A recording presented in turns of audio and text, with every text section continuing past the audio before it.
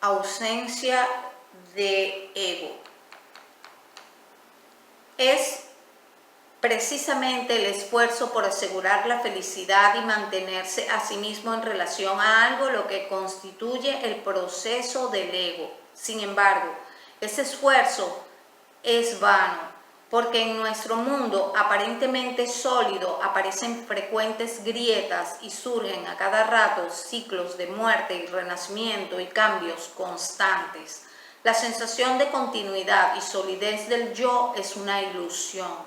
En realidad no existe eso que llamamos ego, alma o atman. Lo que produce el ego es una sucesión de confusiones. El proceso que denominamos ego consiste en realidad en un chispazo de confusión, un chispazo de agresión, un chispazo de avidez, ninguno de los cuales existe fuera del momento. Como nos resulta imposible aferrarnos al momento presente, tampoco conseguimos aferrarnos al yo y a lo mío y convertirlos en entidades sólidas.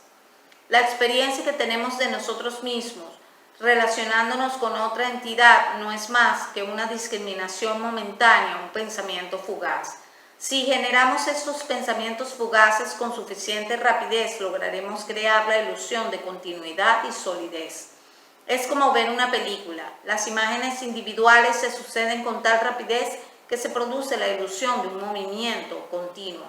Es así como nos formamos la idea preconcebida de que el yo y el otro son sólidos y continuos.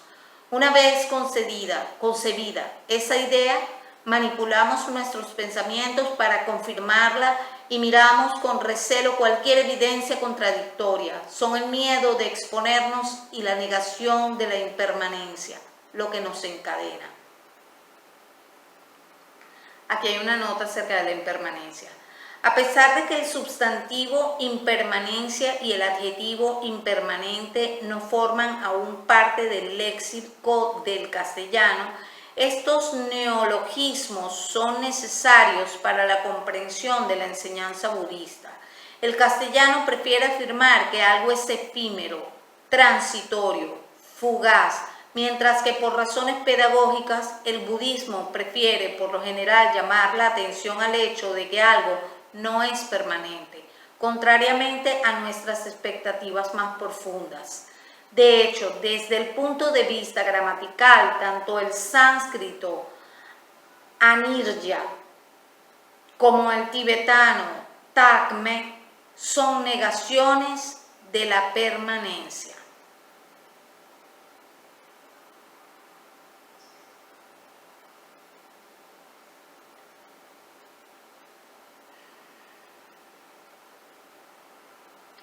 Solo si reconocemos la impermanencia tendremos la oportunidad de morir y el espacio para renacer y podremos apreciar el proceso creativo de la vida.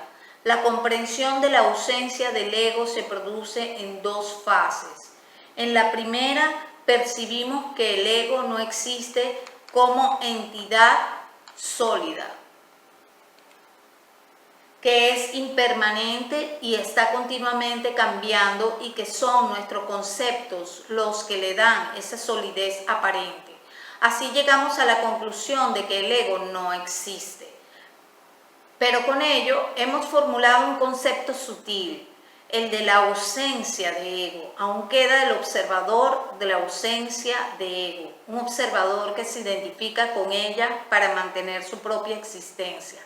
En la segunda fase, entonces, debemos penetrar ese concepto sutil y renunciar al observador. La verdadera ausencia de ego es la ausencia del concepto mismo de ausencia de ego. En la primera fase tenemos aún la sensación de que hay alguien que percibe la ausencia de ego. En la segunda, el que percibe también deja de existir. En la primera fase nos damos cuenta de que no hay entidad fija, pues todo existe en relación a otra cosa. Y luego, en la segunda, nos damos cuenta de que la noción misma de relatividad exige un observador que la perciba y la confirme, lo que a su vez introduce un nuevo tipo de relatividad, el binomio observador-observado. Decir que la ausencia de ego existe porque las cosas están continuamente cambiando, es un argumento poco evidente, poco convincente, ya que aún nos estamos aferrando al cambio como si se tratase de algo sólido. La ausencia de ego no es meramente la idea de que la existencia de la discontinuidad significa que no hay nada a que aferrarse. La verdadera ausencia de ego implica también la inexistencia de la continuidad y de la discontinuidad. De manera que tampoco es posible aferrarse a la idea de discontinuidad. Es más, la discontinuidad no es una realidad operativa. Nuestra percepción de la discontinuidad es el producto de la inseguridad. Es un concepto, como lo es también cualquier idea de que los fenómenos tienen una unidad subyacente o inherente. La idea de la ausencia de ego ha sido utilizada más de una vez para disfrazar la realidad del nacimiento, el sufrimiento y la muerte. El problema radica en que una vez que nos forjamos una idea de la ausencia de ego y también del nacimiento, el sufrimiento y la muerte, entonces es muy fácil distraernos y justificarnos diciendo que el dolor no existe, puesto que no existe un ego para vivenciarlo, y que el nacimiento y la muerte no existen, puesto que no existe nadie para presenciarlos. Eso no es más que escapismo barato. La filosofía de la Shunyata, vacuidad en sánscrito, ha sido frecuentemente desvirtuada por argumentos de Salaya. Puesto que no existe un ser que sufra, ¿qué más da? Si sufres, debe ser ilusión tuya. Eso no es más que una opinión, es pura especulación. A pesar de todas nuestras lecturas y reflexiones, ¿somos realmente capaces de permanecer impávidos cuando sufrimos de verdad? Claro que no. El sufrimiento es más fuerte que nuestras opiniones triviales. Una verdadera comprensión de la ausencia de ego va más allá de toda opinión. Solo si renunciamos a la noción de ausencia de ego, podremos vivenciar plenamente el dolor, el nacimiento y la muerte, porque al hacerlo desaparecen los rodeos filosóficos. En el fondo, lo que debemos hacer es abandonar por completo los puntos de referencia. Todos nuestros conceptos acerca de lo que es o lo que debería ser, solo entonces será posible vivenciar directamente la naturaleza singular de los fenómenos en toda su fuerza. Habrá un espacio muy amplio para vivenciar las cosas, para dejar que la experiencia nazca y se acabe. El movimiento se produce dentro de un espacio inmenso. Si no interferimos en las cosas que surgen, placer, dolor, nacimiento, muerte, etc., podremos vivenciarlas con todo su sabor, sean dulces o amargas. Las experimentaremos de verdad, sin paliativos filosóficos ni actitudes emocionales que les den un tono agradable o presentable.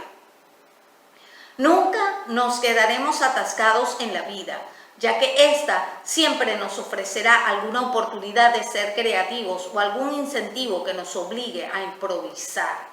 Lo irónico es que si conseguimos ver la ausencia de nuestro ego con claridad, si logramos reconocerla, descubriremos tal vez que el sufrimiento contiene felicidad, que la impermanencia contiene continuidad o eternidad, y que la ausencia de ego contiene una cualidad concreta, la solidez del ser.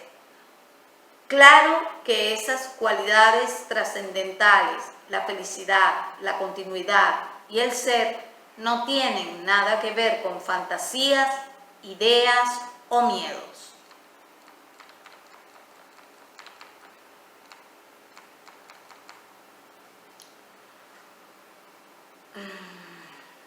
Bueno, ahí terminó la parte de la ausencia del ego.